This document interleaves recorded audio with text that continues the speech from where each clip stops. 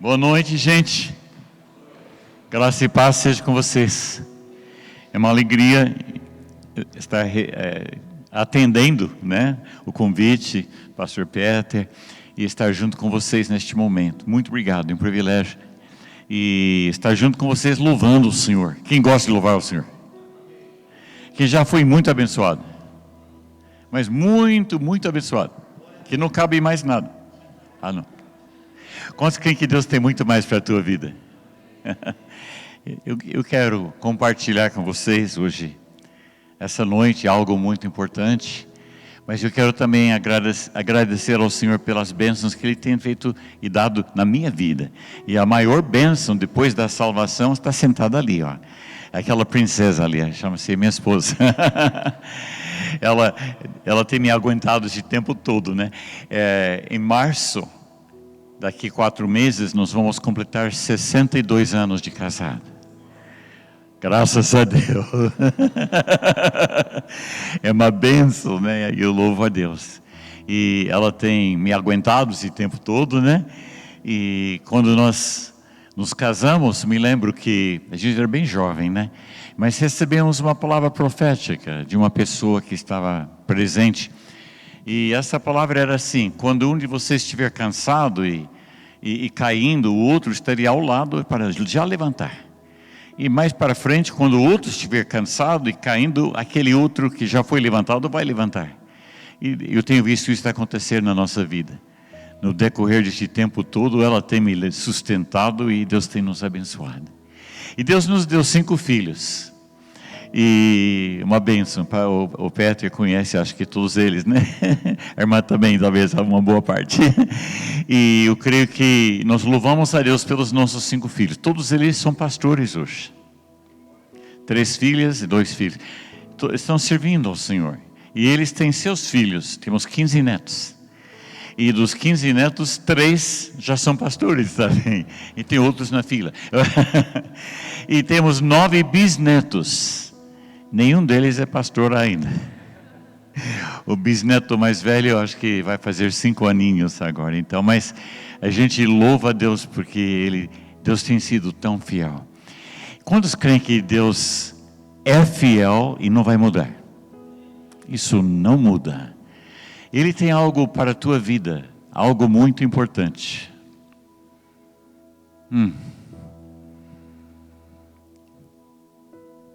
Eu acho que eu contei aqui, mas não faz mal repetir algumas coisas, né? Quem aqui já foi criança?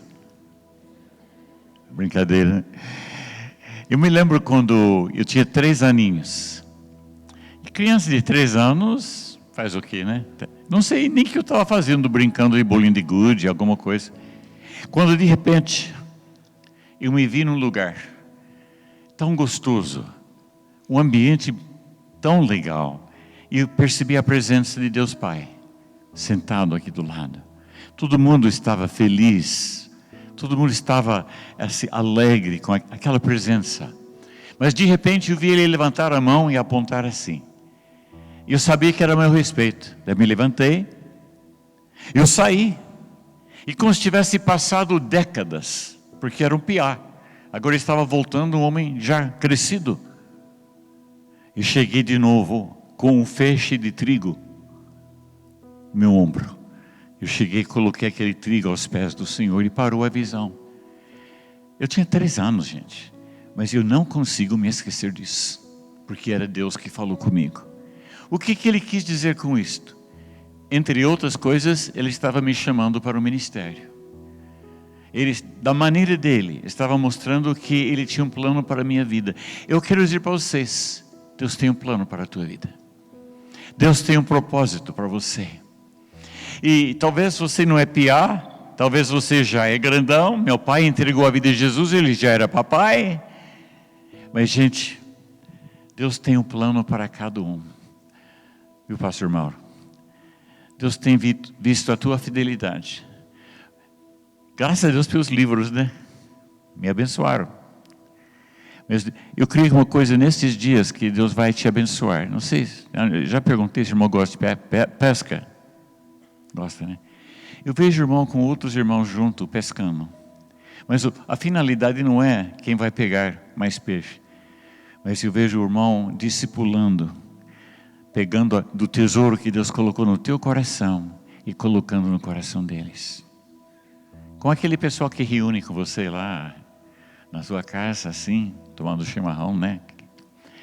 Assim também Deus vai trazer essas pessoas, e eu vejo que Deus está dizendo que vai ser um investimento no reino. Porque muitos destes homens que vão vir serão encorajados e curados. E Deus vai usar isso para levantá-los de novo para os seus ministérios. Então, você recebe? Amém. Eu creio que não só o Mauro, mas eu creio que também os outros pastores, os outros irmãos aqui. Eu creio que Deus está dizendo que é o momento da gente se reproduzir. Eu não posso me reproduzir, mas Deus pode se reproduzir através da minha vida, através da tua vida. Quantos querem que Deus faça da tua vida uma bênção para os outros? E que através da tua vida outras pessoas venham a conhecer o coração de Deus. Então, eu gostei de fazer uma dinâmica com vocês. Faz assim, faz de conta que o teu cotovelo seja o momento que você nasceu. Coloca o dedo aqui. E a ponta do dedo mais comprido, mais longo, coloca o dedo agora e diz, aqui é onde eu vou morrer. O Jesus volta, né? Agora, em meio aqui e aqui, coloca agora onde você está hoje. Difícil, né? Quem está mais para lá do que para cá? Aqui diz, pastor, eu não sei se eu estou aqui na pontinha ou se eu sei que eu não estou aqui. Já tem uns cabelinhos brancos. Mas, gente, eu não sei quanto tempo nós temos de vida. Ele sabe. Uma coisa eu tenho certeza, Ele tem um propósito para a tua vida. Ele tem um começo, Ele tem um fim. O salmista ele disse, eu fui jovem, e agora sou velho, eu nunca vi o justo desamparado, nem seus filhos mendigarem o pão. Quantos creem que Deus é fiel para nos guardar desde o comecinho até o final? Então, não sei quando que vai ser este final, mas, como eu falei, alguns estão mais para lá do que para cá. Mas Deus tem um propósito para a tua vida e vai cumprir. Eu estou crendo que nesses dias, nós vamos ver muito mais fruto. Nós vamos ver muito mais frutos. E gostaria que vocês me acompanhassem em João, o Evangelho de João, capítulo 9, versículo 4. É necessário, Jesus disse, é necessário que façamos as obras daquele que me enviou enquanto é dia. A noite vem quando ninguém pode trabalhar. Querido, esse dia que ele está se referindo não é o de 24 horas. Este dia que Jesus está se referindo é o nosso tempo disponível, que Deus deu a você e me deu a mim para servi-lo. Isaías 60, versículos 1 a 3. Isaías 60, de 1 a 3. Dispõe-te, resplandece, porque vem a tua luz, e a glória do Senhor nasce sobre ti. Porque eis que as trevas cobrem a terra, e a escuridão os povos. Mas sobre ti aparece resplendente o Senhor, e a sua glória se vê sobre ti. As nações se encaminham para a tua luz, e os reis para o resplendor que te nasceu. Aqui está dizendo que haverá uma escuridão pesada, densa, mas nos mesmos dias da escuridão, uma luz, uma glória. Gente, nós estamos vivendo nesses dias. Quem está percebendo que está cada vez mais escuro por aí?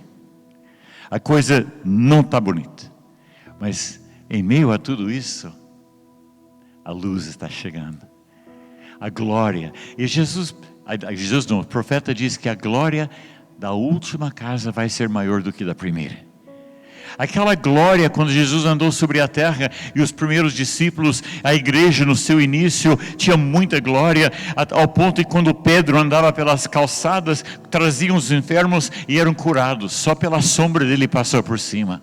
Havia tanta glória, tanta presença, mas a Bíblia diz que antes da volta de Jesus a glória vai ser maior.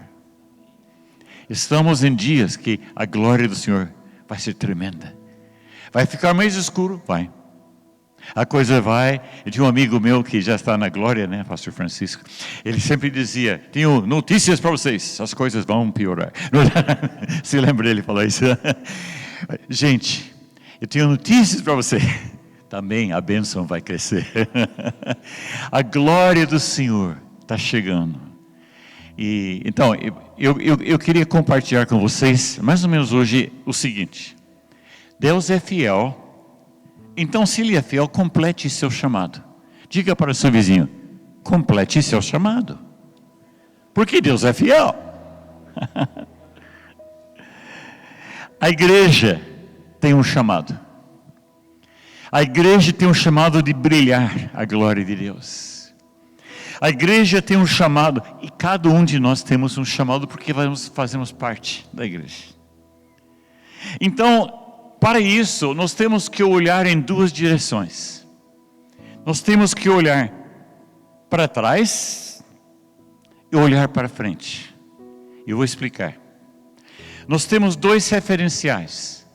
A Bíblia chama os marcos antigos. Por exemplo, em Provérbios 22, 28 está escrito: não removas os marcos antigos que puseram os teus pais. Em Josué capítulo 4, versículo 6, o povo estava atravessando o rio Jordão para entrar na terra prometida, e foi milagre, porque as águas estavam transbordando, era a época das águas transbordarem. Assim mesmo, Deus abriu o rio. Quando os sacerdotes, carregando a arca da aliança, puseram seus pés na água, Deus fez afastar a água longe, e o povo inteiro passou de pé enxuto até o outro lado.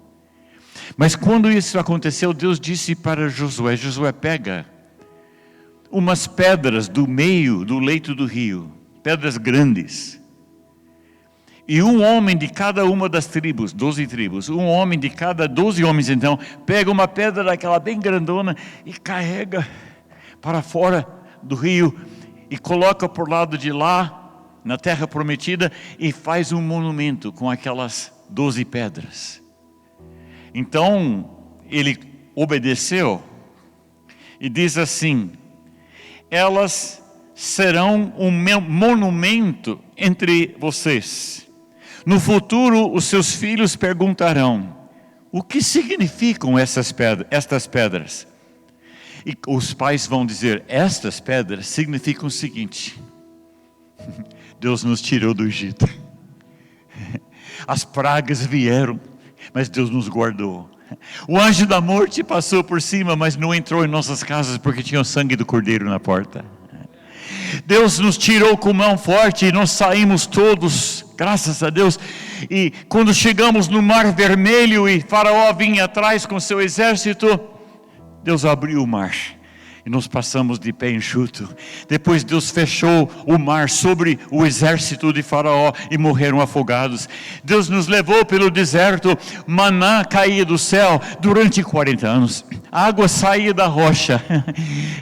Deus nos livrou dos inimigos. Então, o que significa essas pedras? Essas pedras significam tudo isso. Essas pedras significam tudo isso. Era um monumento, era marco antigo.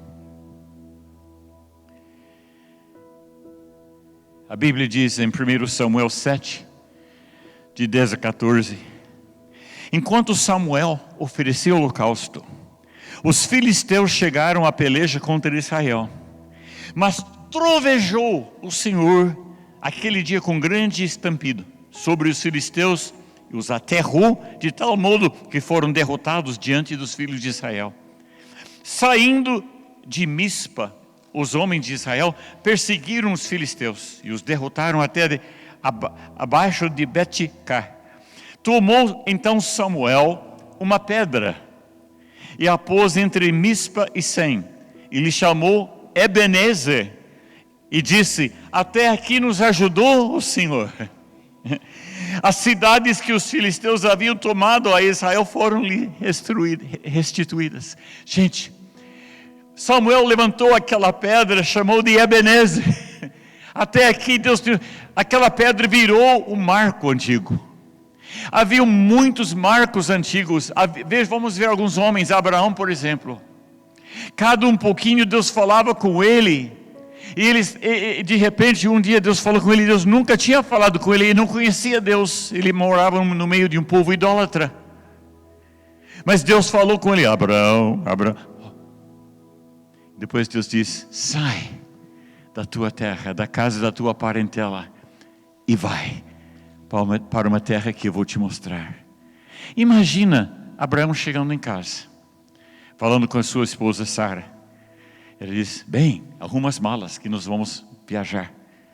Ah, que bom, nós vamos visitar a tia que mora lá na Babilônia. Não. Onde que a gente vai? Não sei. Deus falou: sai e vai. Ele não disse para onde. Ele disse que eu vou te mostrar. Quando sabe que para uma mulher precisa de muita fé para fazer isso? Quando sabe que a mulher não é assim, sair da sua casa de mudança, sem saber para onde vai? Ela pode ter pensado: mas eu tenho os meus pezinhos de couve que eu plantei aqui no quintal. Eu tenho o varal onde eu penduro roupa e passo fofoca com as vizinhas. Vocês não fazem isso? É difícil a mulher sair, mas ela fez continência e saiu junto. A Bíblia diz: pela fé Abraão saiu sem saber para onde ia. E no versículo 12 de Hebreus 11 diz: pela fé Sara. Gente, pela fé Abraão, pela fé Sara. Quantos de vocês sabem que Abraão não sabia para onde, mas ele sabia quem falou? Ele estava começando a conhecer a voz do seu Senhor. Quem está começando a conhecer a voz do seu Senhor? Quem já viu Deus dizer: sai e vai? Lá adiante, Abraão levantou um altar e adorou ao Senhor. E Deus falou mais com ele. Deus disse: agora você vai mais um tanto. Lá adiante, ele levantou outro altar, adorou ao Senhor. Deus falou mais com ele e foi mais um tanto. Assim foi a vida dele. Se ele olhasse para trás pelo retrovisor, ele veria marcos antigos. Vários marcos, vários altares levantados por causa da fidelidade do Senhor. Quantos de vocês podem olhar para trás e ver vários marcos antigos da fidelidade? Quem lembra? Ah, pastor, me lembro quando Jesus entrou na minha vida e transformou tudo. Quem lembra quando Ele te perdoou? Quantos de vocês lembram quando Ele tirou? Alguns de vocês tinham algum vício? Quem lembra que Ele tirou o vício? Quem lembra? Irmão Balbinho levantou as duas mãos. Quem lembra quando Ele te curou alguma vez? Alguém já ficou doente e Jesus te curou? Coisa linda. Os seus filhos, sua casa, sua família. Eu e minha esposa, nós podemos olhar para trás e ver vários marcos antigos de cura. Eu já contei aqui, Deus curou a nossa filha mais velha, que hoje é pastora em Maringá, mas ela, quando tinha 3 aninhos, quase 4, estava no sítio, e ela caiu de mau jeito de um pônei, e não sei porque ela inventou de andar de pônei, mas ela caiu de mau jeito e quebrou a clavícula. Quando a minha esposa trouxe ela em casa, a gente olhou, não era só uma fratura, era uma quebra. Quando nós oramos, depois da oração, ela estava perfeita, osso com osso. Só tinha um calumbinho aqui, mas estava totalmente curado até hoje. A gente pode olhar para trás e ver Deus curando esse filho, aquele filho, essa filha, aquela. Nós podemos ver Deus curando a gente. Quando Deus, glória a Deus, eu louvo a Deus por isso. Quem lembra quando você foi batizado no Espírito Santo? Foi bom ou não foi? Foi maravilhoso? Foi tremendo. Quantos lembram da primeira vez que você ganhou alguém para Jesus? Eu me lembro. Eu me lembro da primeira pessoa que eu falei de Jesus, que para ele entregar a vida. Eu tinha acho que 12 anos de idade. Ele também tinha. Mais ou menos essa faixa. A gente estava sentado em cima de uma árvore caída, no meio do mato, assim, num acampamento. Estava só eu e ele, e de repente comecei a falar de Jesus para ele entregar a vida a Jesus. Que alegria! Acho que às vezes a gente tem mais alegria quando os outros entregam a vida a Jesus do que quando a gente se entregou. É ou não é? Quem pode olhar para trás pelo retrovisor e ver muita coisa boa? Agora, quem pode olhar pelo retrovisor também e ver outras coisas? Não tão boas. A gente passa por muitas dificuldades e situações difíceis. Mas isto é retrovisor. O retrovisor tem sua função. Mas, gente, no carro, por exemplo, tem outro objeto, chama-se para-brisa. Eu creio que o para-brisa é o que mais deve falar com a gente hoje. Porque o retrovisor nos lembra dos marcos antigos. A fidelidade. Mas o para-brisa está dizendo que o melhor está por vir. Olha para o vizinho, diga no ouvido do vizinho, o melhor está chegando. O melhor está por vir. Quantos querem que Deus vai usar a tua vida muito mais do que Ele usou até agora? Eu tenho certeza disso. Eu tenho certeza. Aleluia. Hoje à tarde, eu estava assistindo, às vezes à tarde a gente assiste alguns programas pela TV, pelo YouTube, ou às vezes ao vivo. E hoje estava ouvindo um dos nossos filhos ao vivo, pregando, no culto, né? Aquilo faz um bem para mim. Eles pregam muito melhor que eu. Semana passada eu estava ouvindo um neto pregar. Ele está com 32 anos de idade. Ele tem 2 criancinhas, ele é pastor de jovens. Ele e a esposa. E ele estava pregando. Eu acho que eu falei para minha esposa, quando eu crescer, eu quero ser que nem ele. É meu neto. Mas, gente, tanta sabedoria, tanta graça, tanta bênção na vida dos filhos, na vida dos netos. Uau, parece que cada um está superando as bênçãos que já chegaram, né? Aleluia. Gente, vamos olhar pelo para-brisa. Diga para o outro vizinho, o melhor está chegando. Aleluia. O para-brisa é tão importante. O retrovisor é uma bênção, mas o para-brisa é o que Deus está dizendo para nós. Além dos marcos antigos, tem a missão de vida. A tua missão de vida não ficou para trás. A tua missão de vida está na frente. É hoje, amanhã e depois.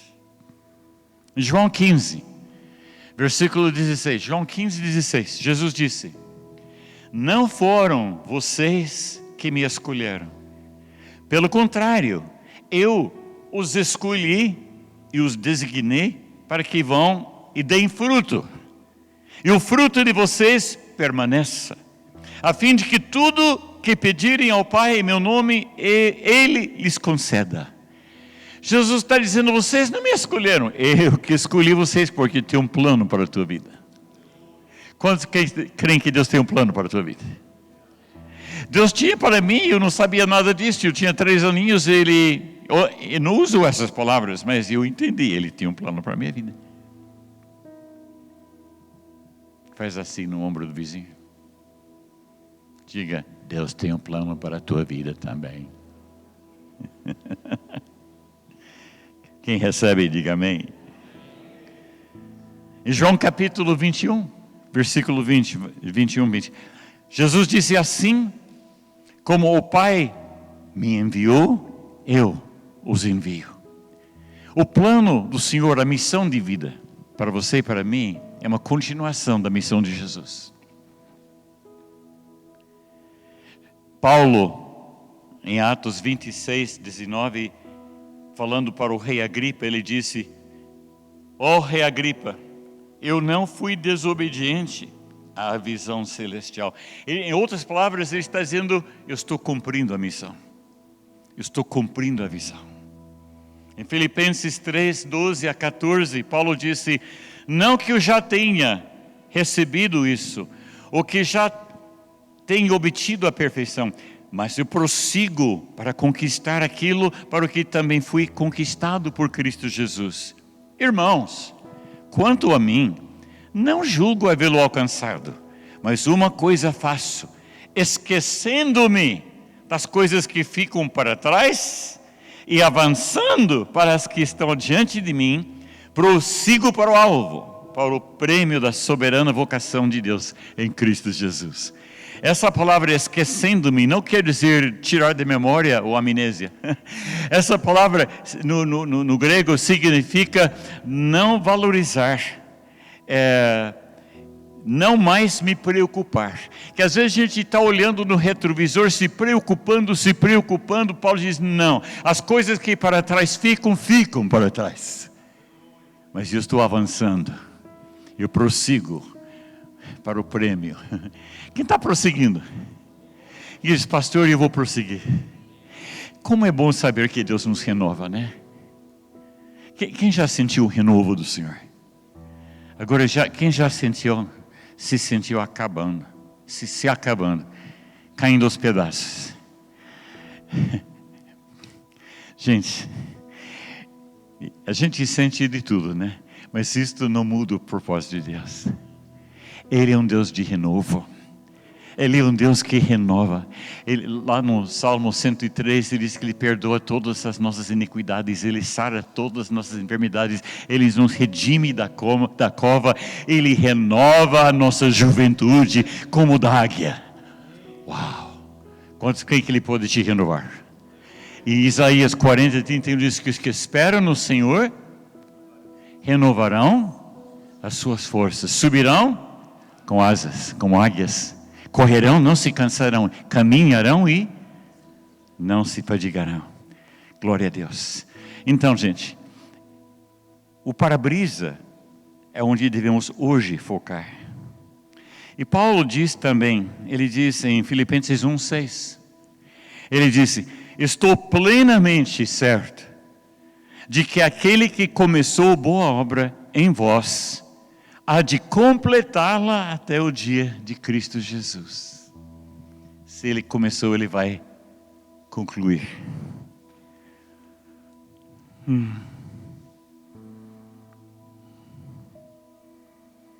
Uau! Diga comigo, nós temos um chamado. Diga de novo, nós temos um chamado. Lembra que Jesus falou em João 4:35, ele diz, vocês costumam dizer, daqui a 4 meses teremos colheita. Mas olhem e vejam bem os campos. O que foi plantado já está maduro e pronto para a colheita. Os campos são brancos, prontos para serem colhidos. Gente, estamos vivendo em dias de colheita. Estamos vivendo em dias de colheita. Eu estou querendo crer que Deus vai capacitar cada um de vocês. E a mim também. Com mais graça. Com mais fé, mais confiança. Que Deus vai usar a nossa vida. Esse lugar aqui é uma bênção. Quem acha que esse lugar é bom? Quem também acha que esse lugar vai ficar pequeno? Por quê? Porque a colheita está chegando. A colheita está chegando. Gente, temos que ter fé. Temos que olhar pelo para-brisa. Olhando pelo retrovisor, a gente lembra, pastor Roberto, uma bênção, pastor Mauro, pastor Pedro. Gente, Jesus está dizendo que o melhor está por vir. Diga comigo, o melhor está por vir. Esse lugar vai ficar pequeno. Por quê? Porque faz assim comigo, muitas almas estão chegando. Isso, você faz parte disso. O teu chamado, meu chamado, é de trazer a colheita, em nome do Senhor. Temos que mudar o paradigma, temos que mudar a ideia, temos que renovar a nossa visão, temos que crer que muitos serão curados. Haverá um reavivamento como nunca vimos até agora. Haverá muita gente salva, muita gente liberta. em Levítico 26:10. Levítico 26:10 diz: as suas colheitas serão tão fartas que vocês terão de se desfazer dos cereais velhos a fim de dar espaço à nova safra. Uau! Aqui não está dizendo que os irmãos mais velhos têm que cair fora. Aqui está dizendo, tem que abrir espaço, tem que ter mais espaço, porque muitas almas vão chegar. Uau! Eu também creio, gente, que estamos em dias que Deus está trazendo de volta filhos pródigos. Eu creio isto. Eu estou vendo nesses dias duas coisas. Não só duas, mas o que eu quero lembrar agora.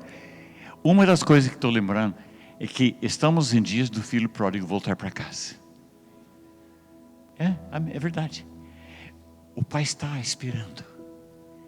Tem alguns de vocês que seus filhos não estão aqui. Eu não conheço todo mundo aqui, mas alguns de vocês, seus filhos não estão servindo a Deus, necessariamente. E talvez estão longe da casa do Senhor. Mas eu tenho uma boa notícia para vocês. Eles estão chegando. Eles estão chegando.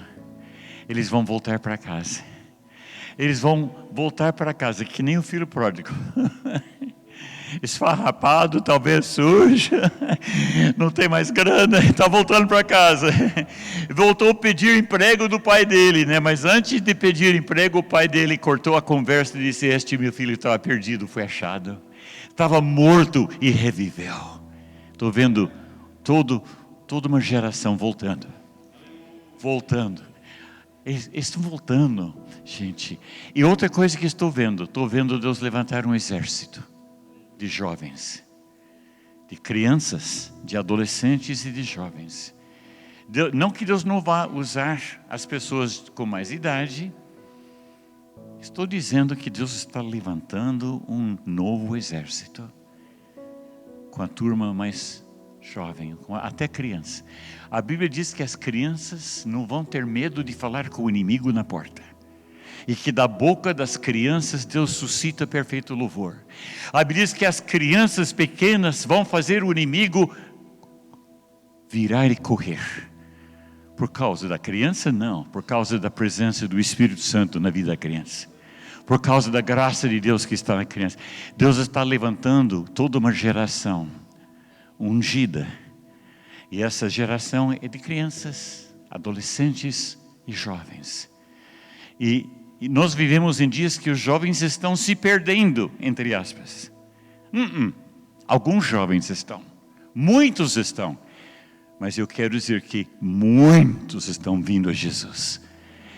Está havendo uma colheita, e eu vejo este exército, vestido de branco, com a unção do Espírito, com uma espada flamejante na sua mão, com a armadura do Espírito, andando em suas fileiras, obedecendo ao general, ao Rei dos Reis, ao Senhor dos Senhores. E Deus vai usar esta geração poderosamente. No Brasil, Deus está levantando este exército, no mundo inteiro. Amém. Essas duas coisas eu queria deixar assim. O exército que está levantando e os pródigos que estão voltando, que vão fazer parte, alguns deles vão fazer parte deste exército. Uau! Isaías 54:3.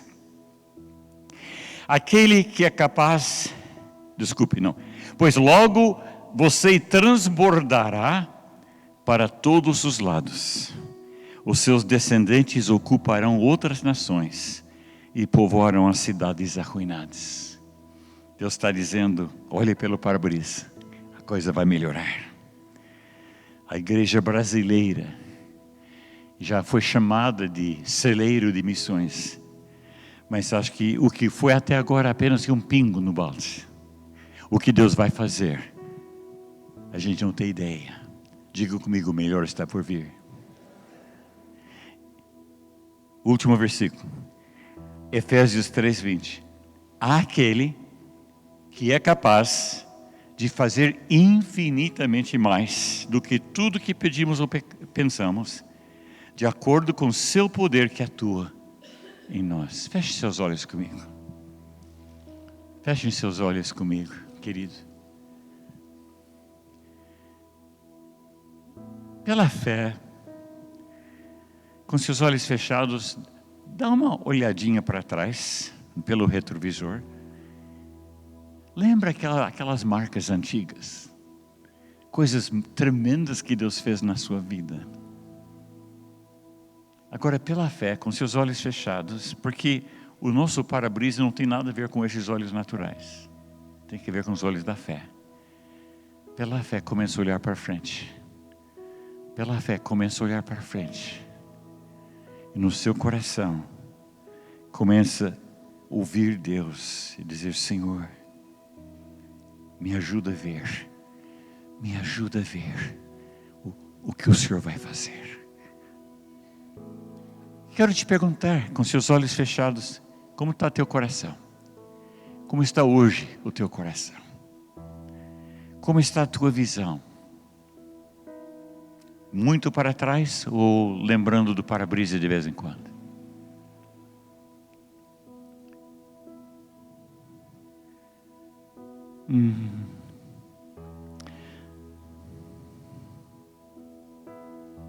Uau, Pai, Senhor, nesta noite, abre os nossos olhos espirituais. Pai, fala conosco, Senhor. Abre espaço em nós, para caber primeiro aqui dentro de nós a colheita. Eu sei, Pai, que a colheita não vai caber dentro dessas 4 paredes. Mas, Pai, começa a revelar para nós, pela fé, essa colheita, o melhor que está chegando, o melhor que está por vir. Pai, abre espaço em nós para ver esses jovens, adolescentes e crianças. Abre espaço em nosso coração para ver a nossa própria vida como discipuladores, como mentores daqueles que Deus está levantando mais e mais. Abre os nossos olhos, Senhor, para ver que os campos estão brancos já para a ceifa, para a colheita. Abre os nossos olhos, Pai, abre os nossos olhos, para ver que ainda tem muito trabalho. Pai, abençoa cada pai de família, cada mamãe, cada vovô e vovó que está aqui nesta noite, cada jovem, cada criança. Abençoa, Senhor, o ministério desta casa, os pastores, os diáconos, os líderes. Ó Pai, abre os nossos olhos. Abre os nossos olhos. Bem no começo eu pedi aquela dinâmica para saber onde você acha que você está entre seu nascimento e a hora da partida. Ninguém sabe, Deus sabe. Mas eu creio, gente, que Deus quer fazer muito mais na tua vida do que você imagina. Se você está aqui, pastor, eu quero que Deus use a minha vida poderosamente e que Ele me abra os olhos. Eu quero fazer parte desta colheita. Levante sua mão bem alto, se é o caso. Você diz: eu quero que Deus me use. Eu quero que Deus me use. Mantenha a mão ali bem levantada. Bem levantada. Uau. Amém. Pai, com a mão levantada, mantenha a mão levantada. Pai, em nome de Jesus, eu peço que o Senhor esteja abençoando cada vida, cada um que está aqui, Senhor, nesta noite. Cada irmão, cada irmã, em nome de Jesus, capacita-nos, Senhor, capacita-nos com a unção do Teu Espírito. Abre os nossos olhos para ver pelo para-brisa, para ver o melhor está chegando. Te agradecer por tudo que já foi, mas crer por aquilo que está chegando.